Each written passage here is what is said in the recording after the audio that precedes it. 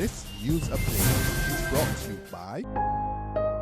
Everybody is moving as one because it's celebrating as one. And that's what you love about the Olympics and sports in general, that it actually galvanizes people. Sign up for any Flow Essentials bundle from as low as $160 per month and enjoy 3 dedicated channels to watch the Rio 2016 Olympic Games. Plus, get premium access to the Flow Rio 2016 Extra app to watch the games wherever, whenever, on the go. Don't miss the magic with Flow. It's Thursday, August the 4th, 2016, and this is your Barbados Today Morning News Update. I'm Emmanuel Joseph. Thanks for joining us. Topping the news at this hour, the proposed construction of a multi-million-dollar Canadian-owned solar farm on lands at Waterford Plantation, St. Michael, is getting some serious heat from leading local stakeholders and interest groups, including Williams Industries chairman Ralph Busy Williams. Canadian energy company Deltro Group has applied for planning permission to build a 20-megawatt solar farm on 70 acres of land, which it intends to lease from the state.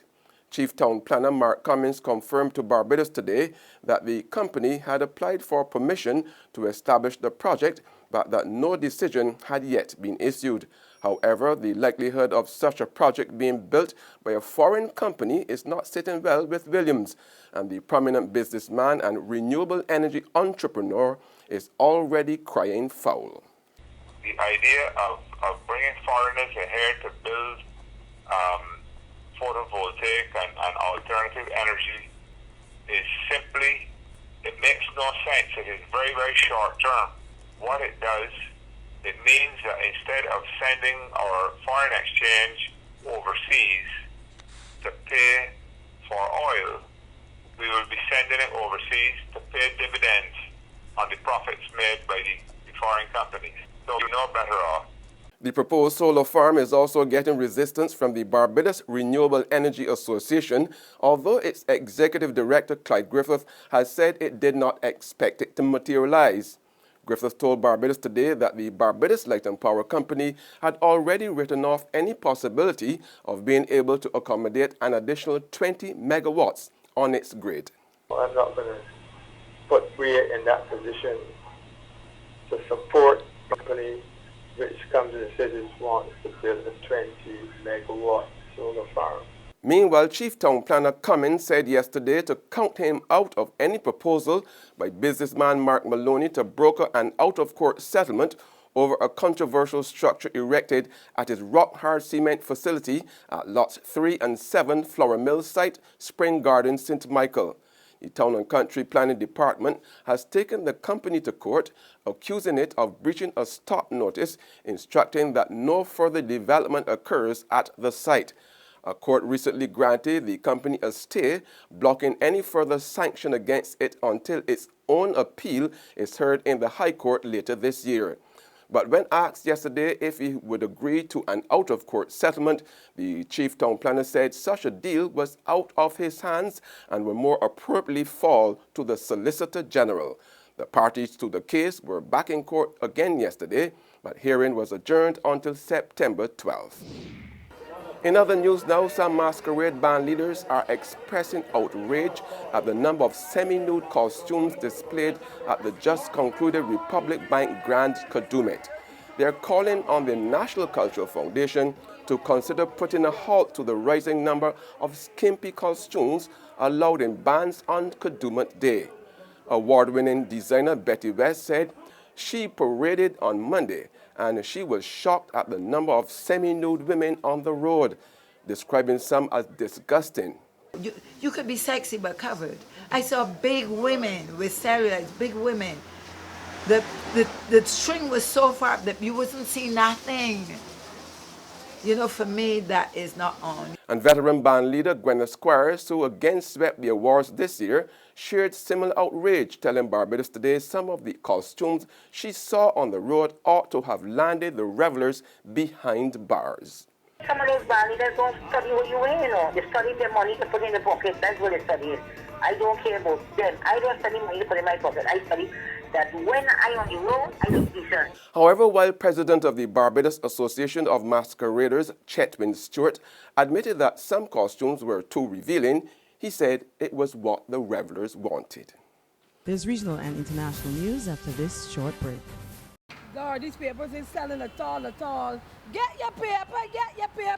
Only $2.25, get your paper, miss. Look, take it, I can pay for it. Barbados today, all the way.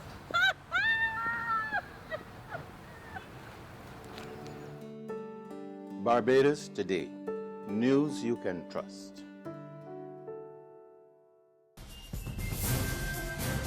We're back with news now from the region. Hurricane Earl is moving through the Western Caribbean, gathering strength as it's set to make landfall early this morning in Belize.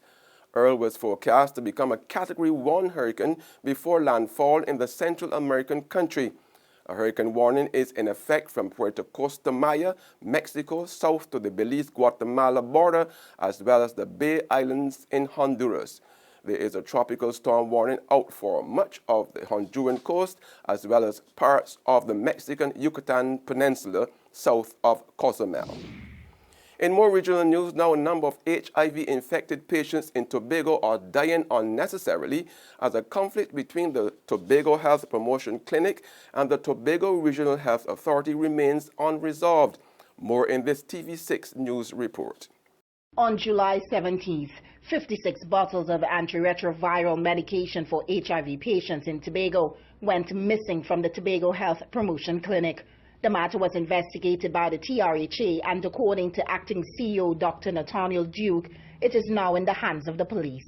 But in order to secure these drugs, medication for HIV patients are now only accessible at the Scarborough General Hospital, and this is where the confidentiality issue for over 600 patients attached to the Health Promotion Clinic begins.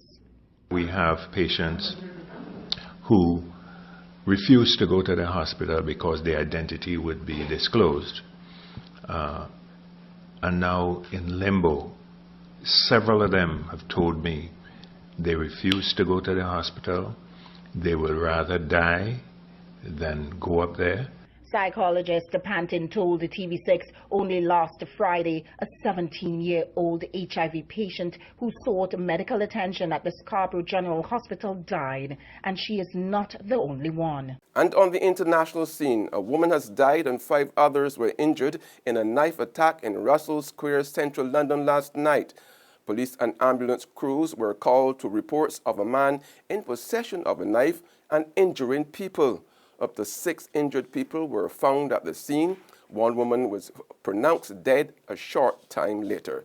The man was arrested. A taser was discharged by one of the arresting officers. The Metropolitan Police say terrorism is one possible motive being explored. And that's news and sports, but for the very latest, visit our website at www.barbadostoday.bb. Also subscribe to our e-paper email updates and like us on Facebook. We are also on Izumi Media in bus terminals, or screenplay at supermarkets and gas stations near you, as well as Channel 99 on Flow TV and Mix 96.9 FM. I'm Emmanuel Joseph. Have a fantastic day.